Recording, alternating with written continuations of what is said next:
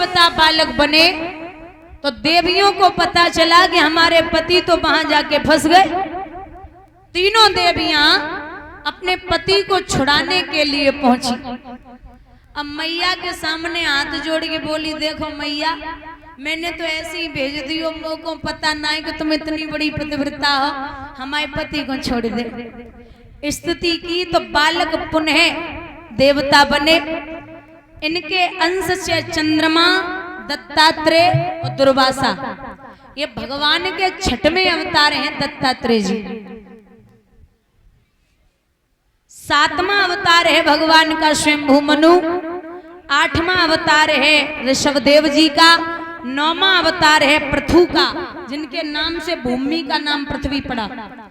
10वां अवतार है मत्स्य अवतार। 11वां अवतार है कच्छप। 12वां अवतार है धन्वंतरी जी का। जो हम और आप औषधियां खाते हैं ये धन्वंतरी जी की बनाई हुई हैं। और एक बात कही धन्वंतरी जी ने कि जो व्यक्ति सुबह उठ करके 1 गिलास गुनगुना पानी, दोपहर में 1 कटोरी दही और शाम को 1 गिलास गुनगुना दूध पिएगा, वो जीवन में कभी बीमार नहीं होगा। अब ऐसा सुना है कि भरी ठंड में तुम शाम को रात्रि के 10 बजे दही खा लो तो बीमार हो ही जाओगे। यहाँ पे छत पे तो गिर पड़ो, बोलो डॉक्टर के लिए मना करी धन्वंतरी जी ने, तब भी डॉक्टर के पास ही जाना पड़ेगा। तो 12वां अवतार है धन्वंतरी जी का। 13वां अवतार है मोहिनी रूप। 14वां अवतार है नरसिंह का। 15वां अवतार है बावन भगवान का। 16वां अवतार है परशुराम जी।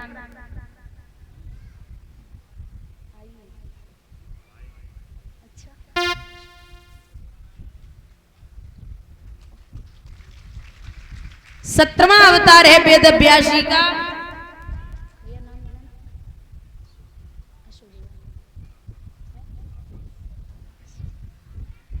और ये अशोक भैया और आकाश भैया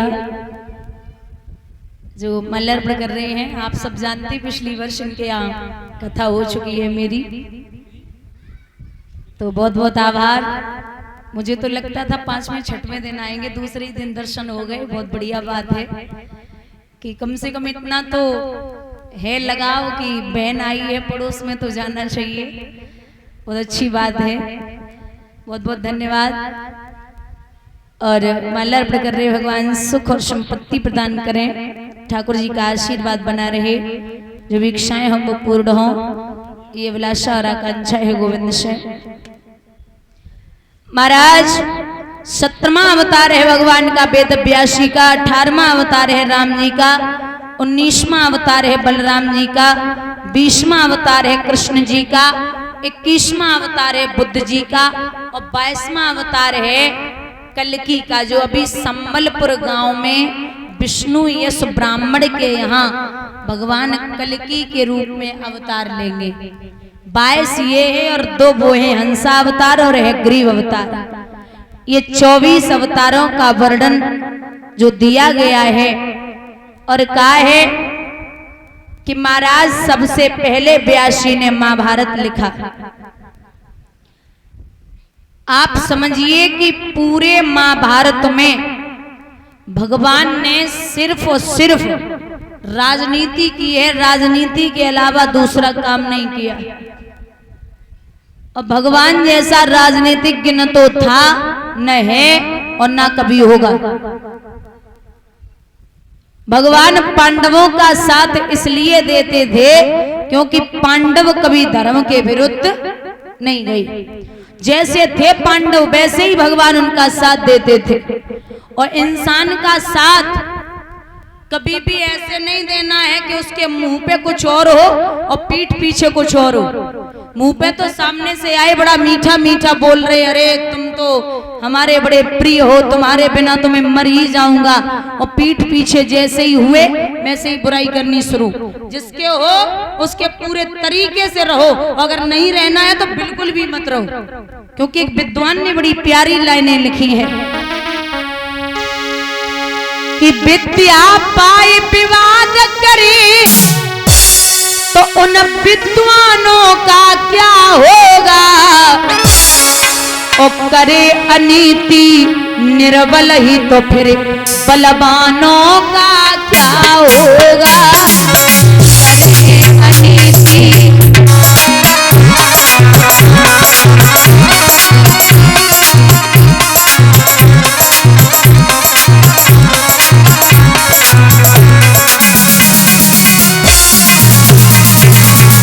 भैया मुंह पे भलाई और पीछे बुराई,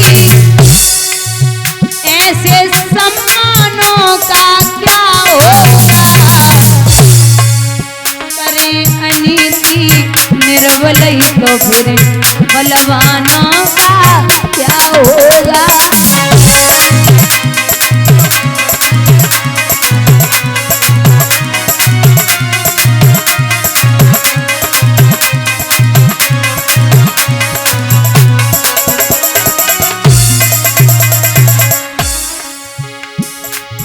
दबे हुए जज के आगे, अगर जज ही बड़ी सी मोटी सी रिश्वत लेके बैठा है,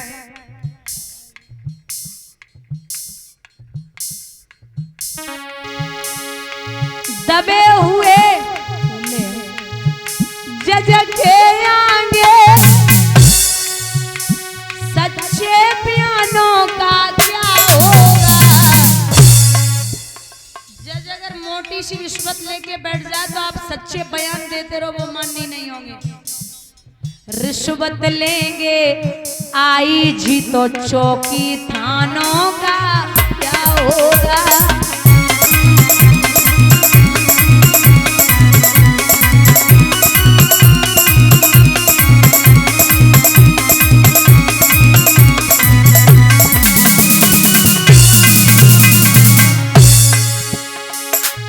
बेटियों की हत्या करी, ऐसे दामादों का क्या होगा। माता पिता की सेवा करें न उन संतानों का क्या होगा।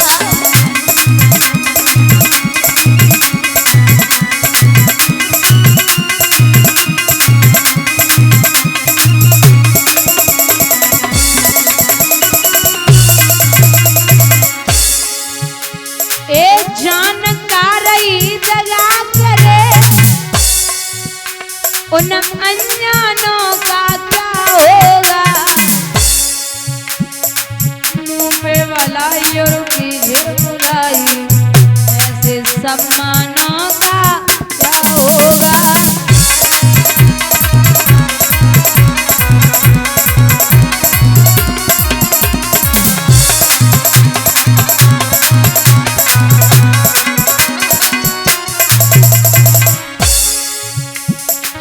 समय पे दुर्जन संग, समय सतसंग करावे, समय बढ़ावे रोग, समय धनवान बनावे।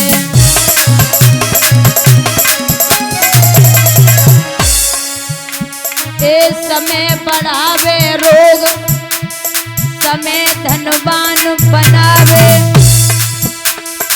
समय पे होवे मिलन, छुड़न करवावे।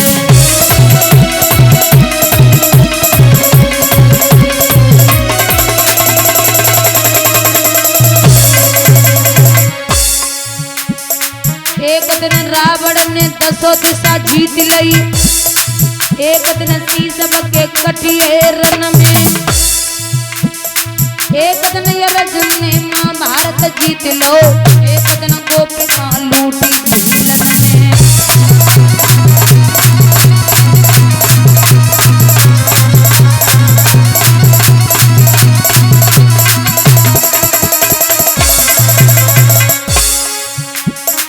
समय समय की बात समय को परखत ज्ञानी, समय पे निकलती धूप, समय पे बरस तूफाने।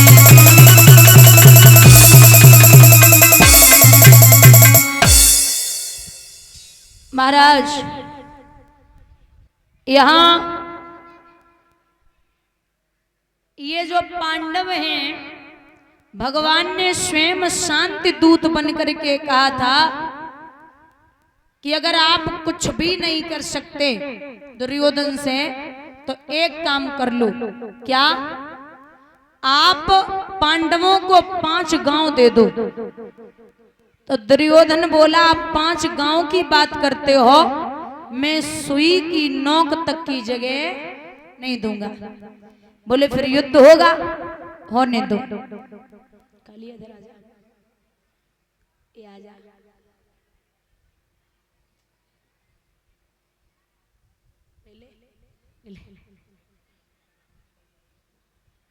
बोले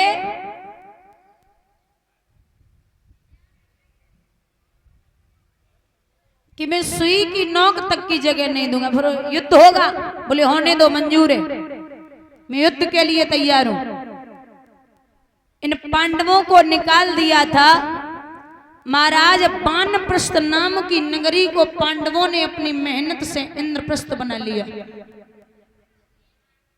ये जब इंद्रप्रस्थ बना लिया, जैसे हम और आप अब दिल्ली बोलते हैं, इसका असली नाम है इंद्रप्रस्थ, जो पांडवों ने नगरी बसाई थी।